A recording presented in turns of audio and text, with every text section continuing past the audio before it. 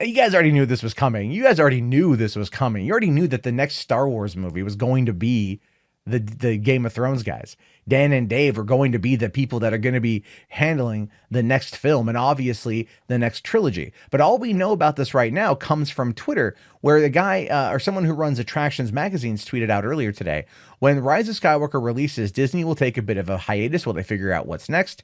Iger hasn't seen a finished cut of Episode 9, but feels confident about what he has seen, going on to say that the next Star Wars film to be released at the end of the Skywalker saga will be by Game of Thrones showrunners David Benioff and then D.B. Weiss, and immediately following that up by saying we can expect one more live-action Star Wars series to come to Disney Plus beyond the Cassian Andor series and The Mandalorian, and that was everything for the call. That was everything for the conference call. So what does that say to you? Well, what that says to me specifically is that Iger is not choosing his words willy-nilly. Iger is a very careful guy. Iger is going to plant the seeds for what's going to come. He's been doing that for a while. It's one of the reasons why he is where he is. He knows how to kind of direct these calls.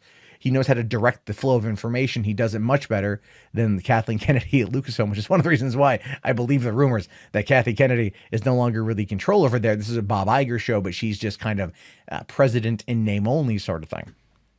But here's what I'm thinking. Dan and Dave are going to be doing the next trilogy of films, which is rumored to be The Old Republic, right? I've talked about that before. And I think that the next series is going to tie into that. It only makes sense.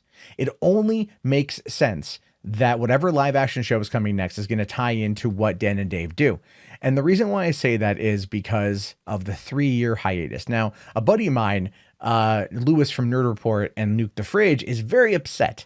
He's very upset that went from getting 1 or 2 Star Wars movies a year kind of being the promise to only getting 1 every 2 years for right now, right? And that Iger takes responsibility for Solo having failed, even though that was really Kathy Kennedy's choice from Rian Johnson, and all those other things, right? All those other aspects of it, we know. But they're taking a hiatus to give us TV shows, right? Everyone's mad that we're not getting movies, because Star Wars films are events, right? They're events. So they're giving us these TV shows to kind of like ease us back in. Kind of like the Madonna song, Like a Virgin, touched for the very first time. We're trying to go back to that world again. That's what he's going to try to do. That was a problem that Disney had with Star Wars from back in 2015. It was a kind of like dropping us back into this new trilogy, dealing with the legacy characters, but there wasn't anything that came before it that we kind of expected what would happen. You know, at least when it came to like the original trilogy, they mentioned the Clone Wars, they mentioned Anakin Skywalker. Like there was a basis for story that Lucas could plot out, you know, for the prequel trilogy. And then this time around, they just wanted to do a trilogy without giving us a lot of lead in. So I would very much assume that they're gonna ease us back into it, right? They're just gonna slowly, you know, just kind of work the tip a little bit, slide it in, make sure you're comfortable, and then they're gonna give us that. That's what I think is gonna happen here.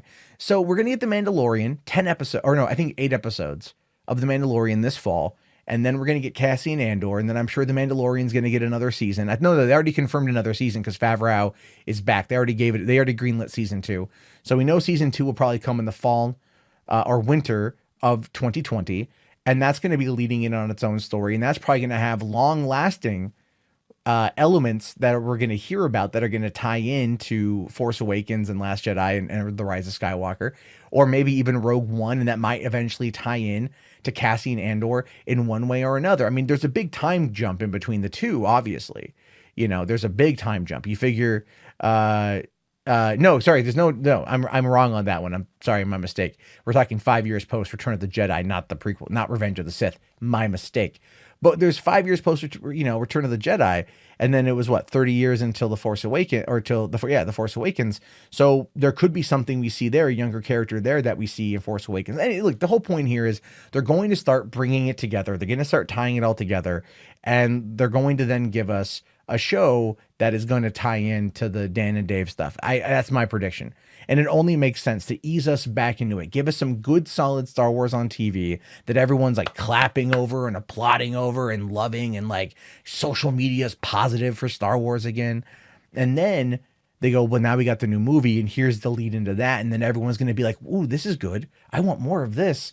And then they're going to be able to ease you back in to get more of your money. And then when that trilogy is done, then they're probably going to go back to doing maybe one a year. They might leapfrog is what I kind of assume is going to happen at that point in time. But here's the thing, and here's what's interesting about this, is at no point have they mentioned Rian Johnson. Iger has not said Rian Johnson's name publicly, period. It's one of the reasons why there's the big rumor that Johnson's no longer involved, but Johnson is going to be at the summit. I think that takes place tomorrow, is the summit for Star Wars. I think takes place this week. My theory is this, and this is going to get a lot of people upset, but I do think that they are going to hire Rian Johnson to direct what Dan and Dave write. I really do. I really think Rian Johnson is going to direct the first film of this franchise, this new trilogy. And here's the thing. I'll be fair.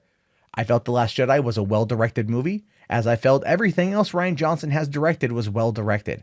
But he's not going to be the shot caller. He's not going to have free reign, and I think that's going to be for the best. And whatever your thoughts are on the final season of Game of Thrones being good or bad or whatever, it's still better than The Last Goddamn Jedi. I think we all can agree on that.